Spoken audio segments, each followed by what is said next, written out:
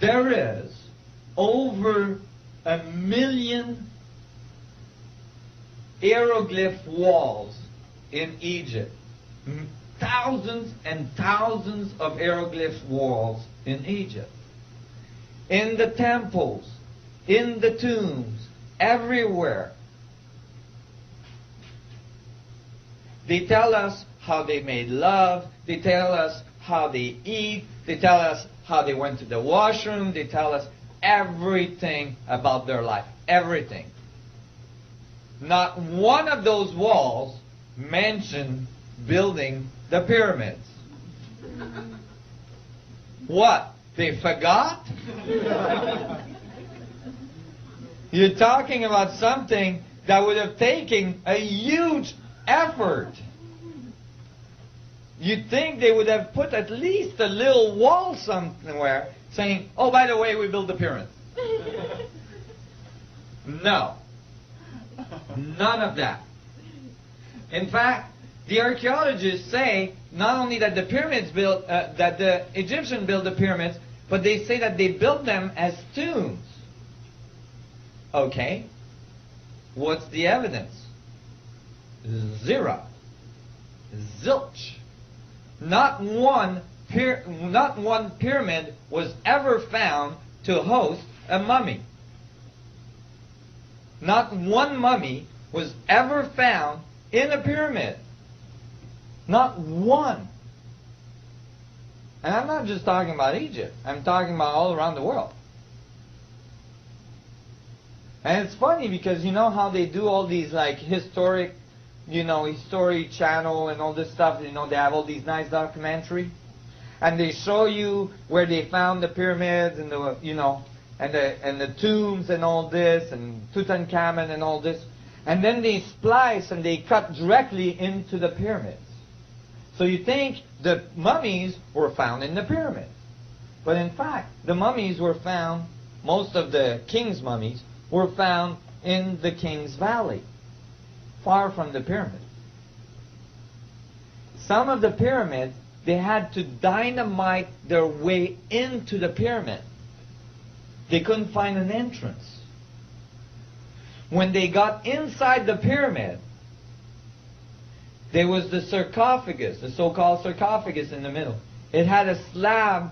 Some of them had slabs that were like 40 tons slabs sealing the sarcophagus. They would unseal it, pull the slab off, still no mummy.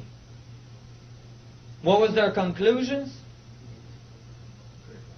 Grave robber.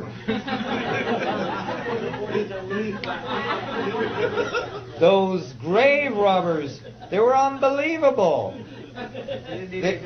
They just walked through the walls because they had to dynamite their way in. So those grave robbers got there before. They must have walked through the walls, got in there, picked up the 40-ton slab on top of the sarcophagus, pulled all the stuff out, including all the bones and everything else, which, wonder what they would do with, and then, closed it back up, resealed it, right, just to make sure they didn't disturb anything, and then walked back out with all of this stuff. This doesn't make sense. Now, there's other things that don't make sense. There is nowhere on these pyramids that it says, I built this for my tomb. I was born then and I died then. You think if you build such a great monument, at least you put your name on it. That's all logical. Pyramids were not tombs. Pyramids were not built by Egyptians. No Egyptian text talks about the Egyptian building the pyramids. The texts do talk about monuments, enormous monuments being built. And who they say built them was the sun gods. The Mayans, the Incas, the Chinese, the Japanese, all cultures that have these buildings, none of them say we built it. all of them say the sun gods taught us how to build, how to talk, how to write, how to do all this stuff.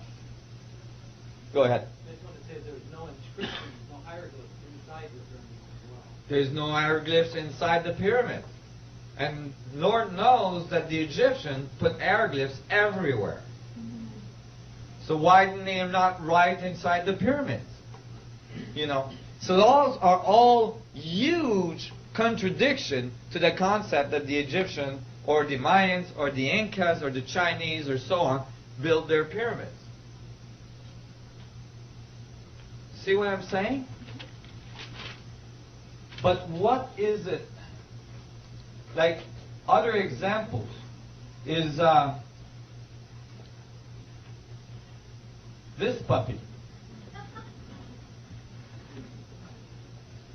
The Sphinx. Most people think that the Sphinx is built. The Sphinx is not built. The Sphinx was carved. The Sphinx was carved right out of the enclosure of the Giza Plateau. Now, when you look at the paws of the Sphinx, you might notice that there's like brick-like structures on it, so it looks like it's built. Those are repairs that were done later in history. But the Sphinx was carved, and actually there's evidence that the head of the Sphinx was recarved. It used to be a lion's head, but it was recarved into a pharaoh's head by one of the pharaohs. However, there is erosion patterns on the Sphinx that is a telltale sign that the Sphinx had to be carved when there was a lot of rain hitting it because of the erosion on it.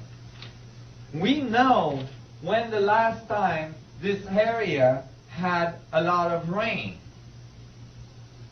And that was approximately 10,000 years ago, which matches the Osirian temple at Abydos. Now, these blocks here consist of the Sphinx temple. They're the blocks that were removed from the side of the Sphinx to carve the Sphinx out. Now, if you were removing blocks from the Sphinx enclosure to build a temple in front with the blocks, would you use a 100-pound block, 500-pound block, maybe even a 1,000-pound block? Even like 3 or 4 tons pound blocks. That would start becoming a problem with our current technology, especially in the sand, and especially if you got to stack them. Okay? But the ancient Egyptian or whoever 10,000 years ago built this didn't remove 100-pound block. They removed 200 tons block. And we know that they were removed from the enclosure because the stratification of the layers of rock matches where they were removed from, and you can actually tell which rock came from exactly where in the enclosure. 200 tons. See, this is a little person here. See what I mean? It's not trivial. You don't just grab a 200-ton block with your buddies and move it over there. The current we actually at this time lift about 200 tons with the largest land crane on earth. And we move it only from a truck bed into a boat. We can't roll with it. We can't go and like move it around the sand, and certainly we can't stack them on top of each other to make a temple. 10,000 years ago, somebody was moving 200-ton block with ease.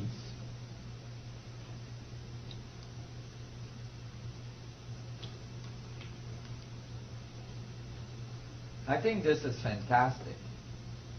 You know, because this is about our true history. This is about what happened on this planet prior to our current history, prior to our current thinking. Look at this statue. Ramses II. When they found this statue, it was laying like this, and it had